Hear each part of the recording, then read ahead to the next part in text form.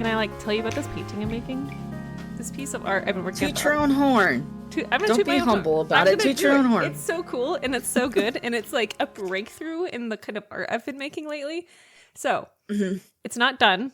I had to leave it there because it was wet and I couldn't pack it. So I don't currently have it in my possession, which means I can't finish it right now, and I'm dying to finish it. It's 48 or 52 inches by the same. It's a square. Okay. And it's 9 panels, and I am doing a pattern work in a way that I have never touched before. This kind of pattern work. I thought I was like approaching the end of the grid system, the grid era, you know? And I was like getting ready to retire it because I've been working on it for like 3 years now. I've been doing geometry for 7, and I was like, maybe it's time to move on to something else. Not away from geometry, but away from the grid. But then I got to the residency and I started seeing carpets all over the place. And I know you're thinking carpets, Stephanie, how unusual. But these carpets. No. Parisian carpets, yes. Holy cats. Yes. This chateau has so many carpets because the chateau's under construction all the time. And all the floors are just plywood right now. And so they just cover it in carpets and hope that you don't notice. But my eyeballs are like, look at those colors. And I was like, that's cool. I have got to start looking at these patterns because I think they're so interesting. And a lot of them have like really cool frames and stuff. And so I was like pulling the colors from these carpets, which are like really rich Perylene reds and like Prussian blues and a lot of ochre colors. Like all the yellows tend to be very like earth tones, but all the blues and the reds are like, pow.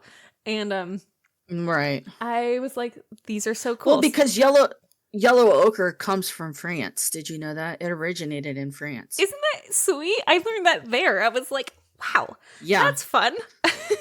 Yeah. Jojo told me that. He's like, it's actually, their dirt looks like that color. I was like, what? He's like, yeah. And they used it to make houses and stuff there. So that color is very prevalent. And I was like, everywhere. What? It's glorious. Yeah, it's crazy. It's glorious. And so I was like, okay, I love these colors. And I did one painting that's kind of like a landscape, which I can show you. Hold on. Okay. So this is the same color palette as the big one. And it looks like this. Oh. Okay.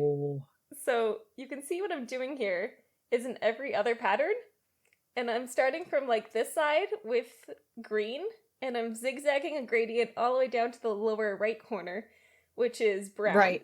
Okay, and then from this side, we start with blue, and it turns into red at the bottom. But because I'm doing the highlight at the very center, it creates this, like, peak, and becomes, like, almost a landscape, right? Yes.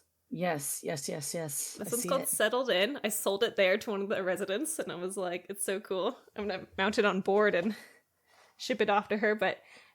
What started from that became the every other pattern just like hooked me, and I was like, oh, okay, we have pattern work now. So then I was like, I have this giant painting that I stapled to the wall. And I was like, I don't know what I'm going to do with it, but I was like, let's put the grid on it and let's just go.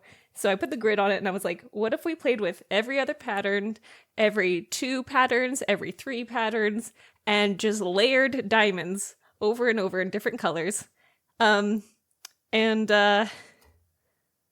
Then here we are. And now I have this super complicated giant painting that I don't even know what it's going to look like when it's finished because it's so enormous and there's so many patterns work. But I have like one more pattern piece to do with it, which is going to get rid of most of the white you were seeing in the photos. Okay. And then it'll be done. And I'll be like, holy cats, what have I created? It takes forever. They're cool though. It's very kaleidoscopic to me. Yes. It like glimmers. It like does funny things. Yeah. To your eyes. Yeah. Like that one that you have in your hand. Like, I could swear that is gold leaf. Like on the right hand side of it. Right? Isn't it shiny? It's so crazy how it affects that. Yeah.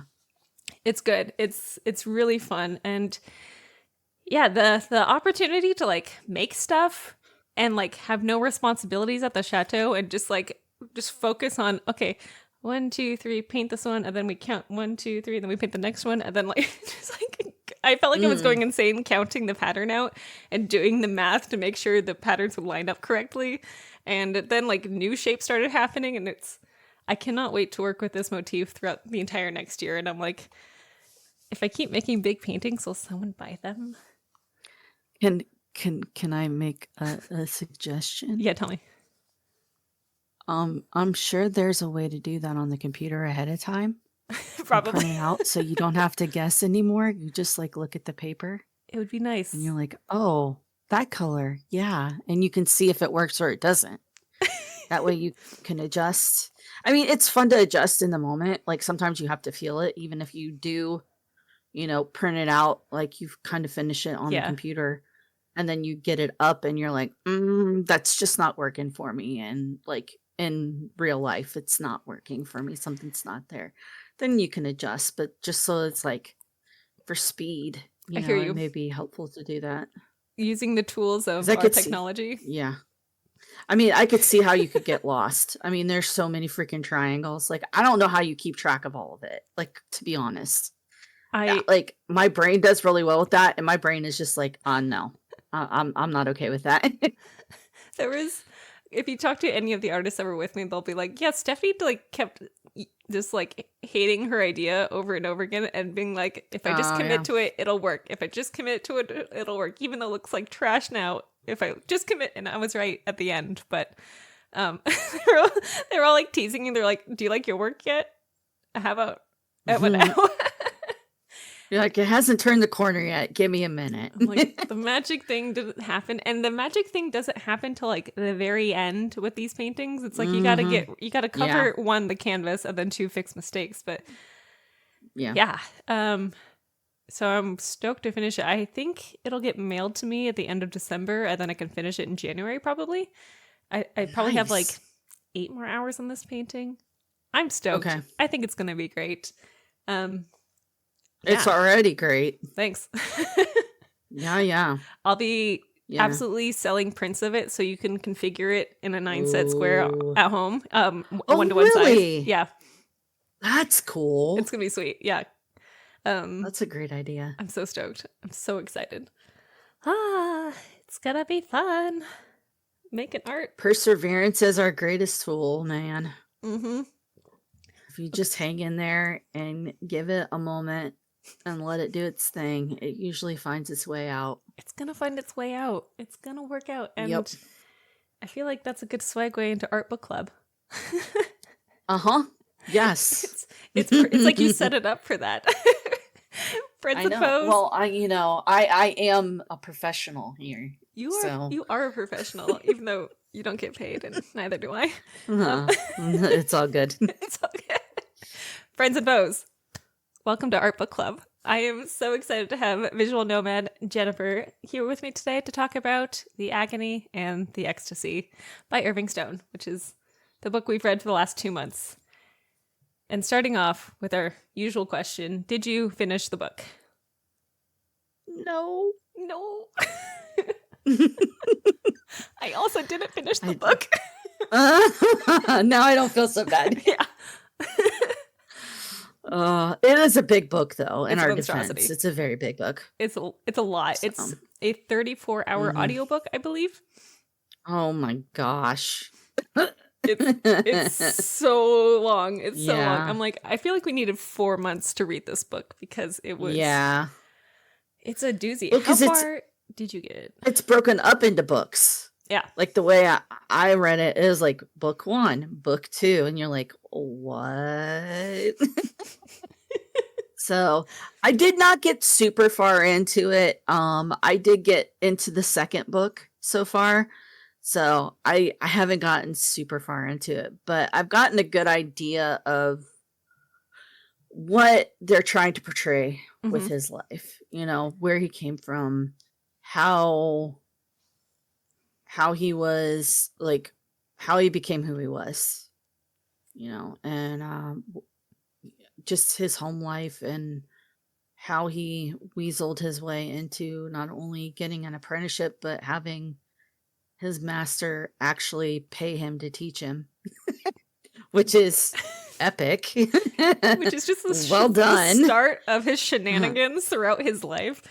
To give y'all a grasp on how large this book is, I am 20 hours into it. I'm in book 6, chapter 15 of book 6, and he's only 22.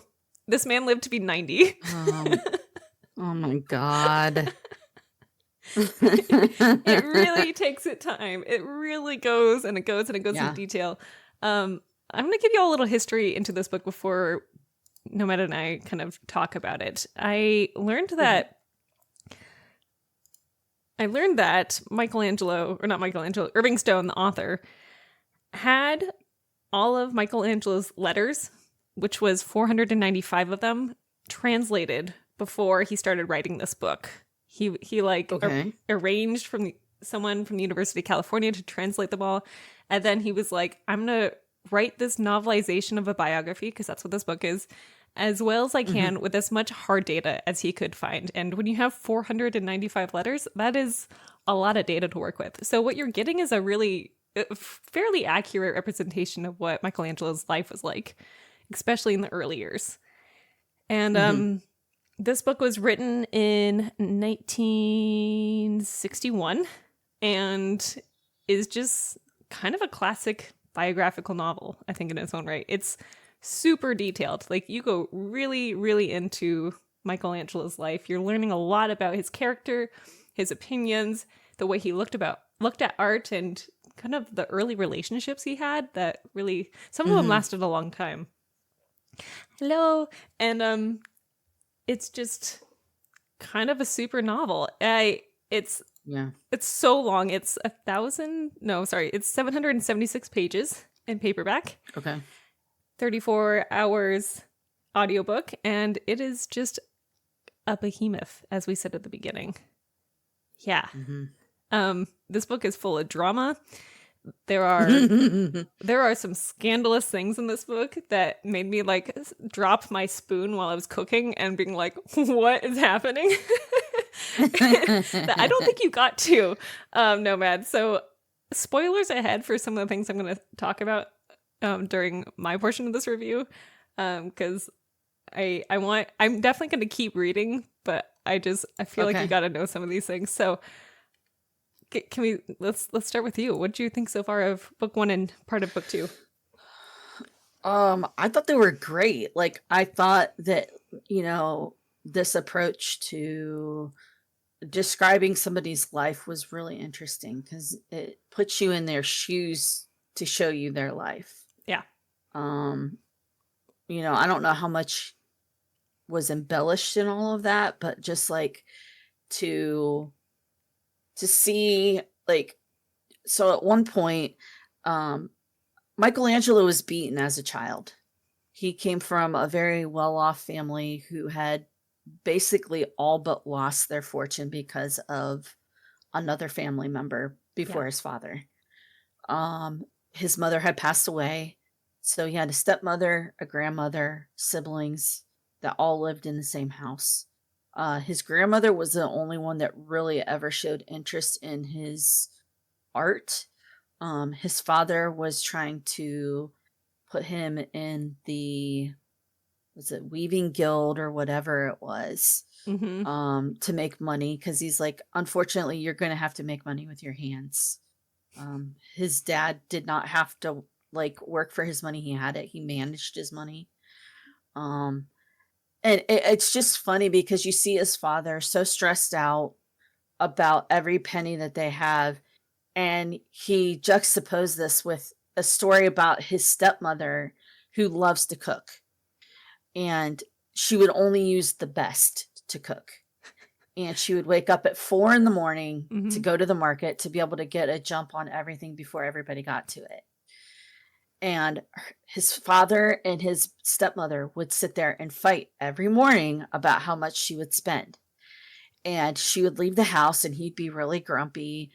And he says by noon, when the smell had wafted under his office door, his father was so ravenous that he didn't care about the morning.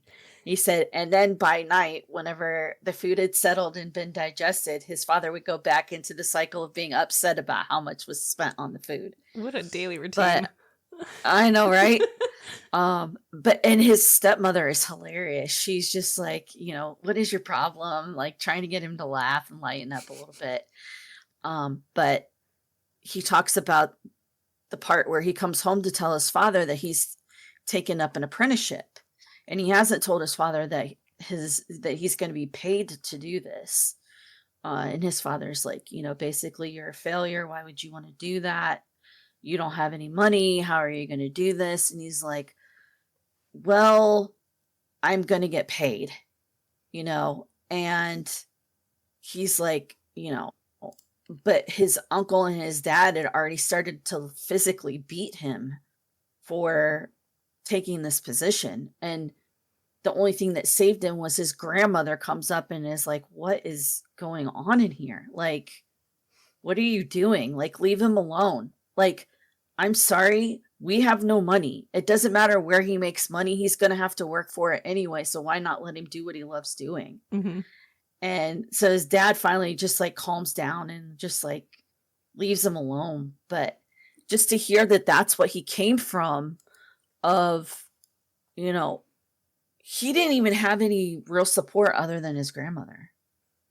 I think that's a huge thing that is very understated about artists is the support system that we have to have. Totally. And able to do what we do, because it literally is a daily berating of what you do for a living.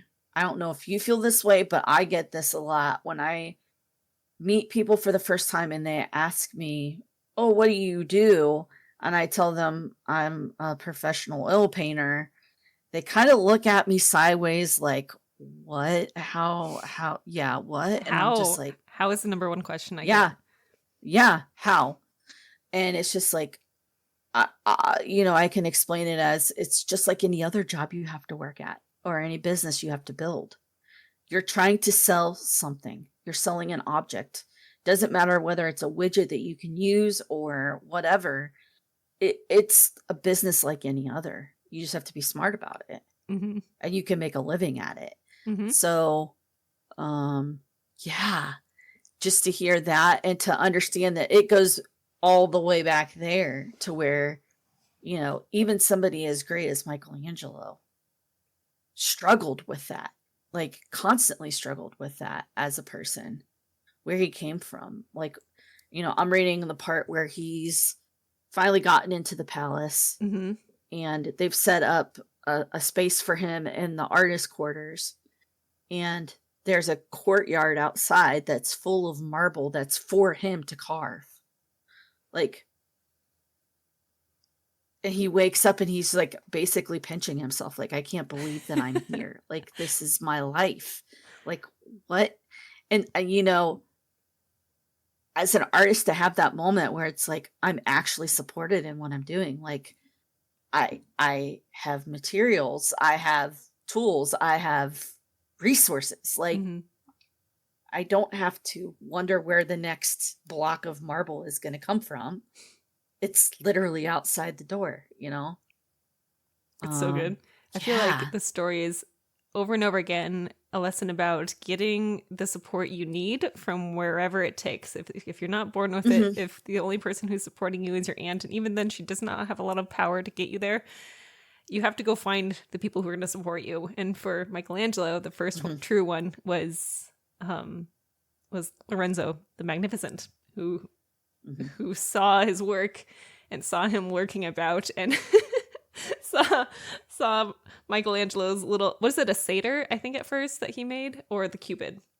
I think it was a Cupid. And it was a small statue, and was like, you are going to study under this one last remaining stone carving master that's barely still alive, and you're going to study under him for as long as I'm in power.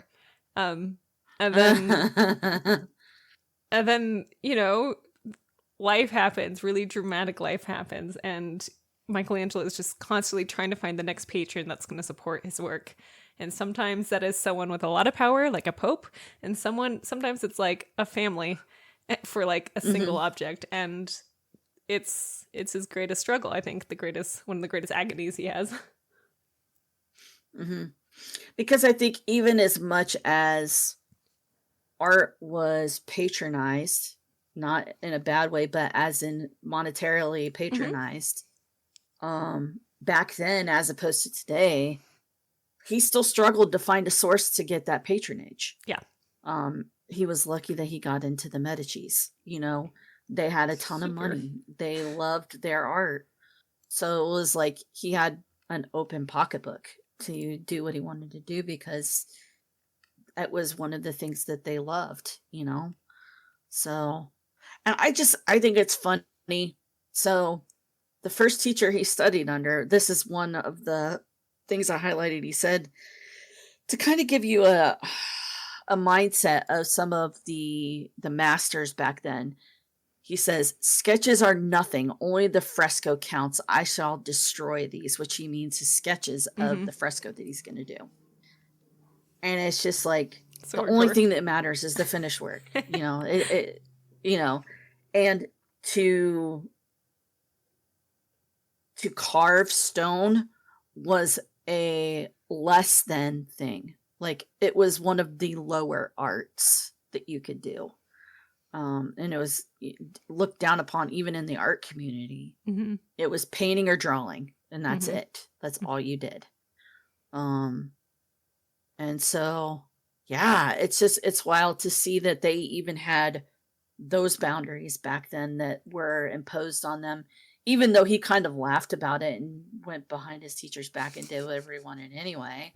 And kind of got his teacher to go along with it, which is really funny just to see how resourceful he was. Like to even read that conversation that he had with his, you know, with his master about paying for him to go to school. He's just like, you know, my father can't afford this. You're going to pay him to let me go. And he's like, what? He's like, it would be an honor for you to have me as your student. The audacity. And, you know, and it's just like, and at first his teacher is like, who is this kid? And then as he keeps talking, he's like, he buys into it hook, line, and sinker.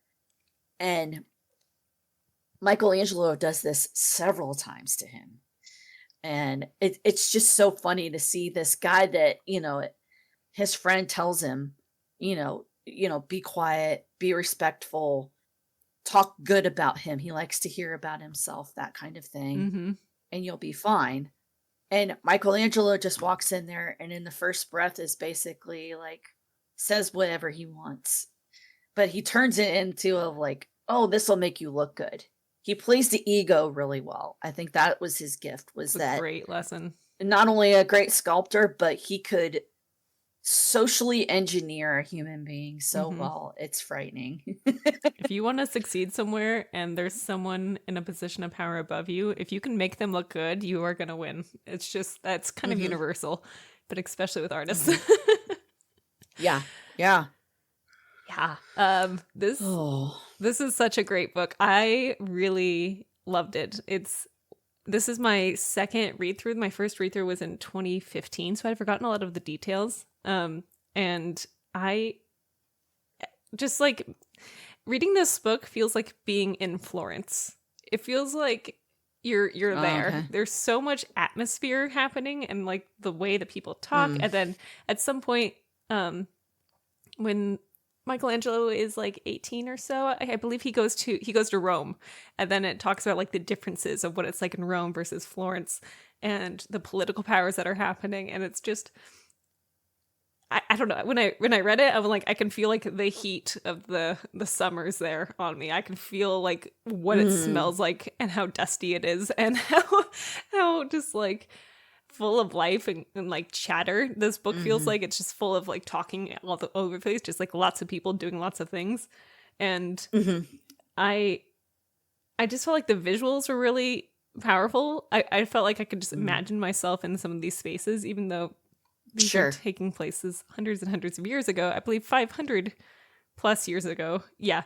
And that's wild, and it's very fun. And I've seen, I've had the privilege of being able to go to Florence, and I've been there twice now, and to see the David and to see some of these amazing things that Michelangelo's created, and it's like, oh yeah, these are not only are these just like the coolest pictures and sculptures that you've ever seen, also the irony that Michelangelo painted in fresco, just painted with stone, is like really funny. He's like, I'm gonna paint, but it's gonna be also with rocks, and it's just it's so funny, and I don't know, it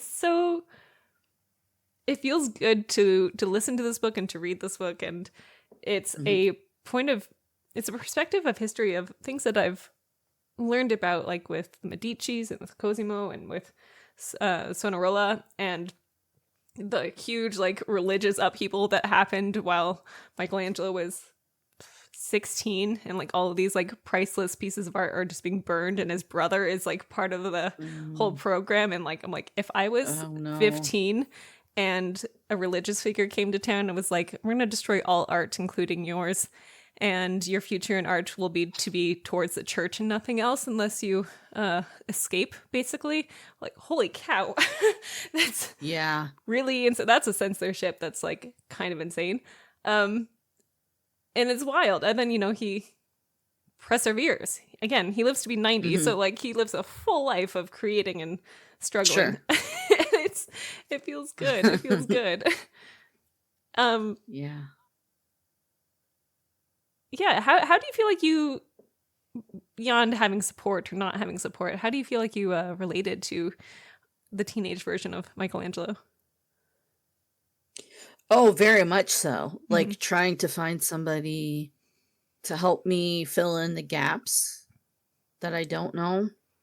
And growing, like you start out and people are like, oh, your stuff is really good. And you want to buy into that because you want to feel good about yourself, about what you're doing, that you're heading in the right direction. And then you get somebody in your life that you've said, okay, I need your opinion, your honest opinion about where things are going. And they lovingly break you down. Yeah. And they're like, you're not as far as you think you are. And it starts this process that I think as artists is a lifelong thing, where we learn to do that ourselves eventually, where we learn to break ourselves down. We feel the moments when we get stagnant, and we're like, okay, it's time to break down again. What's not working here? What do I need to do?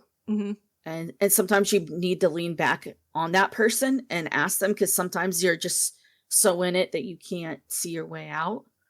And sometimes you can adjust. And it's tough. It's scary. Especially if you're trying to sell work, you have people that have bought your stuff. And if you start to shift in a different direction, it's like, am I going to alienate this group of people? Are they going to like my stuff as much as they used to? Yeah. Tons of self-doubt. Yeah. But yeah, just finding people to be a good sounding board. And just learning how to do things for the first time, because you want to do it right, but you can't be perfect, and there's that. I think even more so for us now is the concept of perfection has been pushed so much that to try to learn something, there's so much fear and like unnecessary fear involved in it. Yeah. To be able to build up the resilience to get past that is huge. I think Michelangelo had resilience in spades here, and his obsession with wanting to get better with stone carving, I found super, I don't know, relatable is the word, but I was just like inspired by it. I'm just like, you are so hardcore about wanting to be really good at this. And it was his life's great love. He never married or anything. He always like, he had many mistresses, and like, he like, had affairs and stuff like that, but he never like was in a relationship with anyone. But his craft, but the craft was like the number one thing he was into. And his dedication had truly, I'm going to say, no limits. His dedication, and I think one, this has two parts. One, it pushed people away that would have been his friends. There's a moment in one of the shops he's working at as an apprentice, and one of his, not classmate, I don't know what the word is for like another apprentice, what that relationship is, but one of the other apprentices gets jealous of him and has been super friendly with him for so long. And then one day Michelangelo is like, no, I just want to focus. I don't want to chat with you. I don't want to like be distracted. And we're sitting next to each other, so I have to be in your presence. And this guy just like beats the crap out of Michelangelo, like punches his face and breaks his whole face, and it like permanently scars him. And like he learns lessons that way of, you know, you have to be kind to the people who are around you. You can't just focus on your art, and your actions have consequences. If you push away people that you don't want to be around so blatantly, that is a political move that you're doing. And I think that early lesson he has, because that happens when he's like 18, I believe. It lasts throughout his whole life. He's a lot more careful with people from that point onward. And about how, you know, the relationship you make early on changes how that it changes the course of your life, because later on in the story he has to stay with the family of the boy who hurt him so much, and they like, it's frosty and it's interesting, and it's wild. But on the other hand, his dedication is fascinating. And I'm going to say a content warning here for dead bodies. He gets obsessed with trying to figure out how the body works, so much so that he's been dropping hints to people who are like a clergyman who's been like helping him in the library, and like to other people, and he's like, why do doctors get to have access to bodies? Why can't a stone carver? I want to see what's the inside of a man looks like.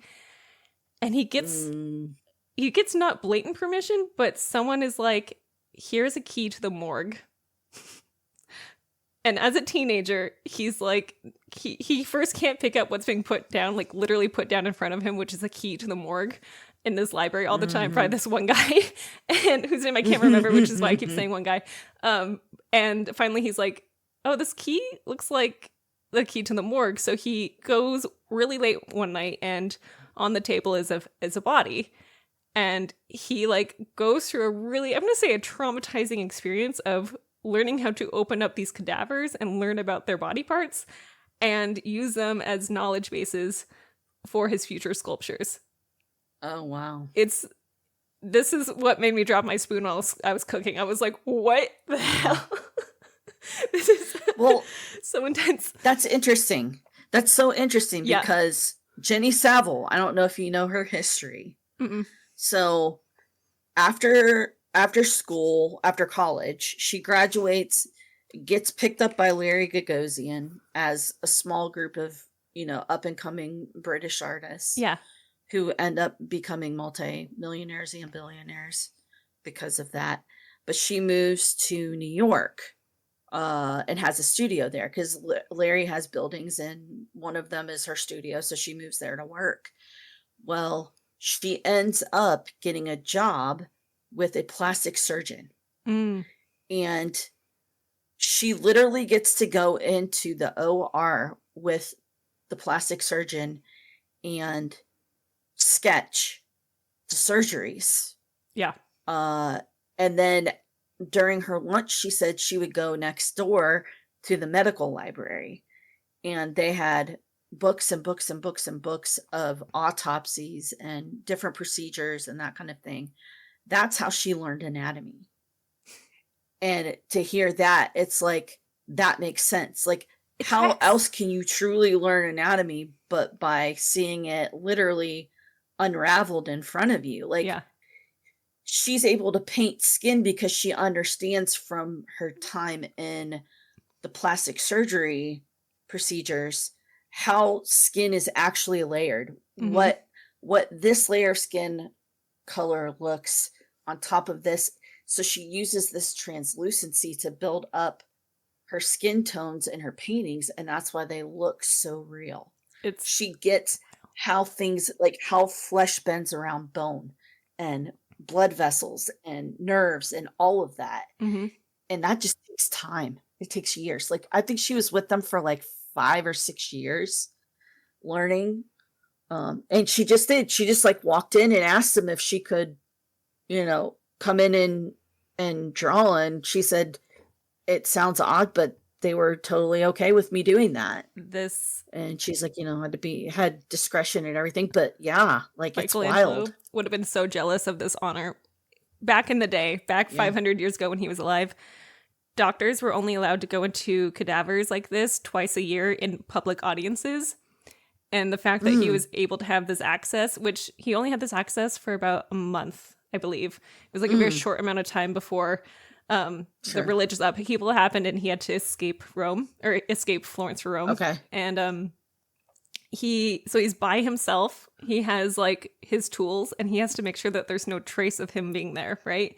So it's like the dead of night, he's like learning the smell of a corpse and like trying to keep it together. He's a teenager. He's like a child, right? And he's like going in there, figuring out how lungs work because he's just so desperate to learn about what happens underneath the skin. And this book goes into detail. And it made me a little nauseous for a moment. So if this book is like, I want to read this, and you want to skip over it, you can do that. But it was intense. But like afterward, he was like, there was a noticeable difference in the way he was like carving stone and the way he was drawing. Because of course there was, and yeah. It's amazing. It's amazing that he was able to get this opportunity. And I believe it was from a religious figure that was running the public library at the time that was like, okay, you're going to keep asking. I might as well give you like, if you're going to drink, you might as well be under supervision sort of thing. But with cadavers, this is so wild. That's a weird analogy, Stephanie. Okay. But like, he does that and, wild. Just like creepy crawlies, but I was like, oh yeah, I forgot about this part. This part's so scandalous. Yeah. But I think his curiosity was one of his greatest tools. Yeah, just that like he was never the kind of person to like walk in, like he didn't walk into his apprenticeship thinking he knew everything. Right. He didn't. He wanted to learn. He wanted to learn so badly. The way he was. The way he was annoying was he wanted to learn everything he could, and he kept bugging his teacher to teach him more. And he's just like, trying to give him as much as he can. And Michelangelo still couldn't get enough. Like he was still sneaking around and trying to find more things to do, To have a student that'd be that enthusiastic is like any teacher's wildest dreams, except I guess if you're running an apprentice studio 500 years ago. Well, and that's like, to have that voracious of an appetite for things, you almost have to teach them how to self-monitor. Like, I know you're going to try to learn without me. Let me give you a few tools to help you along the way so it's not so bumpy, but understand you are going to run into some pitfalls at some point. Yeah. Because you open every door and not every door has something nice behind it. It's true. There's this quote in the book that says, the most perfect guide is nature. Continue to, without fail, to draw something every single day, every day. And, when Michelangelo says that, he really means it. He means that kind of intensely. And I feel like once you read that passage, you're like, oh, that whole quote changes. And it's good. Yeah. It's a good story. It's good. Because I think, if you do study nature every day and base your stuff off that, the line work, the movement, the flow is there. And once you learn that, you can apply it to any subject. But nature has all of those forms. So it's like a leaf, the side of a leaf is the same curve as the hips of a woman. Like, think about that. It's a similar curve. It can be, depending on the leaf. And it's just like, oh, okay. So that I remember drawing that shape. I can call back on that. And it's the repetitiveness to learn, like, to the point where it's a subconscious thing where you're just like, okay, I need that shape. And your body just does it. I think that's more of why he wants it every day. Because it's that, and it's just to be diligent, like to constantly be learning, to constantly be moving forward and pushing yourself. Yeah. It's good. This book is all about diligence. It's all about embracing your own genius. Like, Michelangelo knew he was good, and it wasn't egotistical in a way. I think he was just like, no, I must do this. And it is like that. It is the life's calling. And I feel like all artists have a call to some degree like this, where it's just like, no, I must create. And yeah, you gotta listen, because it's gonna call and call and call until it stops, I guess. And it's fun. Call of Chulu. Yeah, because I don't know Funny. for you if it's this way, but like, if I don't do something creative during the day, I'm off kilter. Like, I'm just not in a good mental headspace. I'm a little grumpier because I've got all this stuff like trapped in my brain that I want to get out. And like, that's just as much a part of living as anything else. Like, yeah, physically moving your body and doing something and having that connected to something like creating, like, it's important that you do that. It's just as important as breathing and drinking water and everything else. It's using that muscle. It's so cool. There's some points later on in this book that I'm not going to talk about too much, but it's kind of fun to think about Michelangelo's contemporaries. He didn't have a lot of crossover, but there was some crossover with like Leonardo da Vinci and Raphael, and a lot of the great popes of the time and not so great popes of the time. And there's a lot of famous figures in Michelangelo's life, and it's fun to get a glimpse of his opinions of these people, which, remembering that these stories came from his letters, I'm like, oh, these feel real. These feel very, very real. And it's fun to have, like, I feel like the novelization part of this book is like easing, getting you to feel like, oh, I might have written that letter, right? I might have been in that moment and feeling that way. Yeah. I mean, are you thinking about continuing with this book? Are you going to keep reading it? Yeah, I would like to read it for sure. It's a good one. It's a good one. How are you rating the book so far? So far, I think that it is like a 4.5 or a 5 for me. Nice. It's engaging. So super engaging. Yeah. If you are someone who struggles with reading names that are ancient, I would highly recommend the audiobook. It's great because you're like, oh, that's how you pronounce this word with way too many vowels. And it's right? Good. I have been really enjoying the audiobook. I'm giving this book a 5 out of 5 stars. It's okay. I have 10 more hours in the audiobook, and I've been loving listening. It's like a perfect studio book, I think. Like, you put it on while you're painting, and it's great. You're just like, you're painting your thing, and you're like, he's carving his thing, and it feels good. And it's quite fun, and I feel like Michelangelo is so relatable. So, would recommend this book. Is there any last quotes or anything you want to read? Or any last thoughts? Here. Let me see. Had one thing that I did a highlight. There's some excellent quotes on Goodreads, by the way. If you're like just casually interested, you should look them up because they're just on their own. They're just inspiring.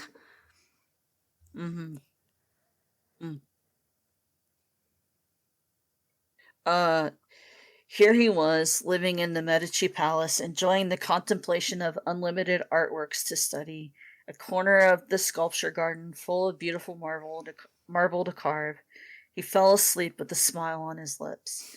He woke with the first sunlight, quietly dressed, and went out to the halls of the palace. He ran his hands over the antique marble of Marsyas, the figures of Faustina and Africanus, studied the richly colored Venetian paintings in what appeared to be a withdrawing room. So, like, yeah, just It's he was atmospheric. so excited.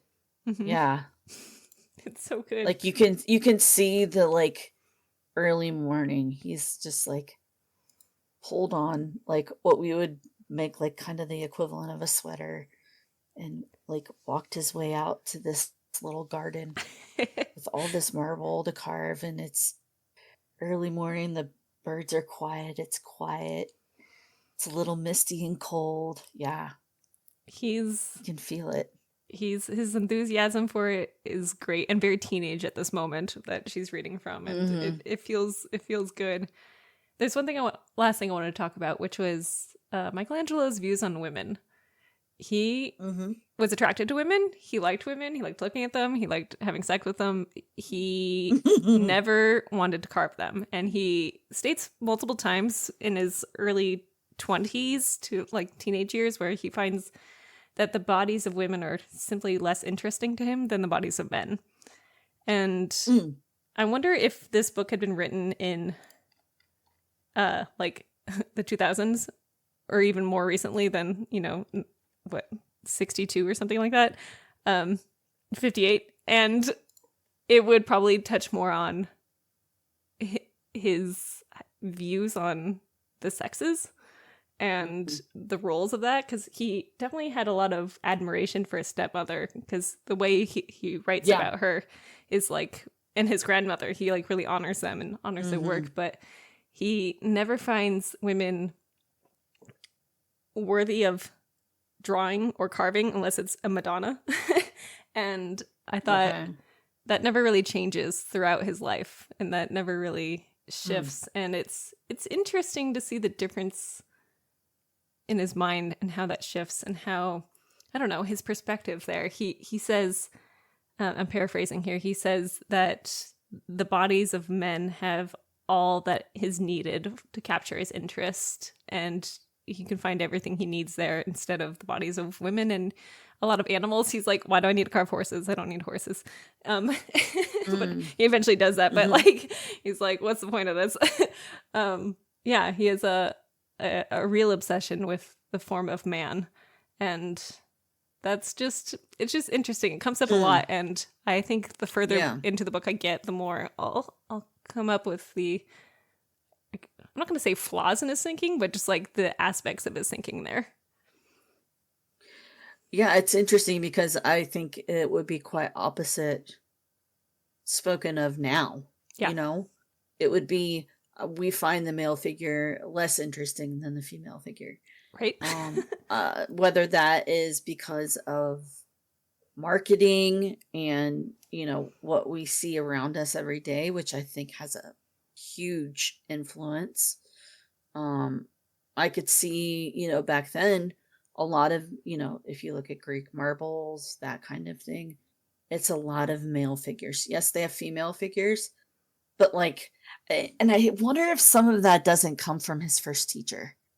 Because if you remember, his first teacher says, why do I need to paint the rest of the body? All that anybody pays attention to is the hands and the face. It's and true. Sometimes like the feet. His master literally never finishes a female form. He just kind of like draws a V at the bottom of the body where the legs would finish, and that's it. He never finishes it, and they're always clothed. He's like, why would I draw a naked form? It's not necessary. Yeah. And like, of course, Michelangelo's like, but, but yeah, I think a lot of what we would consider propaganda or marketing material from that day was probably heavily male weighted. So for him to find that form more aesthetic, Yeah. would make sense because that's what he's seeing most of. When he's in Rome, that's yeah. When he's in Rome, he has the opportunity to go to the private baths that are around, where a lot of people like do business exchanges and stuff. And the friend that's leading him around is like, there's a women's bath too that we could go to. A lot of them are the ones that we could enter are filled with prostitutes and women of the sex trade. And he's like, no, I don't need to. Just the men are fine. Like, so it's not like he didn't have the opportunity. He was just like, no, we must continue to carve the man. Like, and funny. State the elephant in the room. I wonder if there's another conversation to be had there. Right? Are you not as straight as you say you are? Because he does go into, you've probably not gotten past his like first love of Contessina. He does have romantic relationships with, or like sexual relationships with people starting when he's like 21. And it goes into like heavy detail. It's actually pretty explicit in this book. You're just like, what's going on? It's not more explicit than the cadaver scenes, but I was like, okay. Right. There's a lot of uses of the word penetration happening here, but that's fine. It's really funny. Yeah, but I'm like, maybe if this book was written in the 2000s, would they be talking about, was he sexually into men? I don't know. Right. And back then, I'm sure it was not safe to even mention it. If you were. I have no idea. It might have maybe been. not, because culture is so weird. Like, it is weird. Greek culture was like, it was common. I wouldn't say it was common. It was understood. Like, it wasn't a big thing. The world didn't turn upside down because of it. Yeah, I don't know. It kind of has this ebb and flow of acceptance in cultures. So I wonder if he was, obviously, since it was a very heavily religious time, I would say it probably was frowned upon. So that may be why he would be quiet about it and never really mention it. I think it was frowned upon because there is a mention of a sermon by Sonorilla, who's like the person who wanted to take over the planet. And he was like, he did mention people having like boys for sex as like a sin that needed to be rid of and cleansed of in Florence at one point. So maybe I think I need to continue reading the book, because again, I'm only at the point where he's 22. I'm like, this first half of the book is like just his childhood. So yeah. I also am curious. I wonder, since the letters have been translated, I'm like, I wonder if they're published. I wonder if you can just go and read them. The translations. Maybe. It's interesting. That'd be cool if you could. I would venture to say that somebody's probably put them out there. I'd find it hard to believe that they weren't. I'm gonna go have a look. I'm gonna do a little search, and if I find something, I will put it in the show notes, friends and foes. Yeah. Do you have any other thoughts before I wrap this up? I don't think so. Great book. It's a great book. Yeah. Good choice. I'm looking forward to reading more by Irving Stone. He's got one on, I had this up 1 second. He has one on, I believe, Vincent van Gogh, which is much shorter. It's 430 pages. Yeah. And it was written before this one. So I think it's also a novelization. It's called Lust for Life. But he has like lots of novelized biographies that I'm like, I think I gotta read more of these. This guy's interesting. I like his style. Yeah. Yeah, because Van Gogh's interesting. Like, I've seen the letters between him and his brother. And it's fascinating to kind of tie all this stuff together with the pieces that he created at that time, and just to see, because especially Van Gogh, like, the end of his life was, basically he painted for 3 years of his life. Wild. And then, we should read a book about him. Gone. Maybe in 2024. Yeah. Speaking of books for next year, are you ready to hear the book for January This is a book we have mentioned I am. before here on the podcast, and it's come up like 2 or 3 times in other books we've read, and I've just been like, we got to do it. So we are going to read Why Have There Been No Great Women Artists by Linda Nicholin, I believe is how you say her name. Or no, let's see. Nochlin? I'll figure it out. I'm sorry for butchering your last name, but we are going to read I it. think it's Nochlin. Nochlin. It's an essay. It's really little. It's teeny tiny. And it has pictures if you get the print version and like a million notes at the back. Ooh. But it's like 100 pages in this tiny text. So yeah, because I figured I've just been like piggybacking each book based on the last book we read. I'm like, we read about a great historical figure. It's time to read about why there's no great women artists in history. Yeah. Yeah. So we're going to read that, and we're going to meet up in January, and I think it's going to be super fun. Heck yeah. Heck yeah. Nomad, where can people find you on the internet? You can find me at visualnomad.art. That is my website. And you can find me on here at Visual Nomad. Yeah. That's where you can find me. Oh, Instagram at Visual Nomad, _. Nice. You should go give her a follow because she posts really pretty paintings all the time, and it's great. Do you have anything coming up? Anything you want to promote or talk about? My store is open at the moment. It will probably close shortly. I'm pretty much done taking orders for Christmas. But I do have prints and some originals up, and I will be adding to that over time. Nice.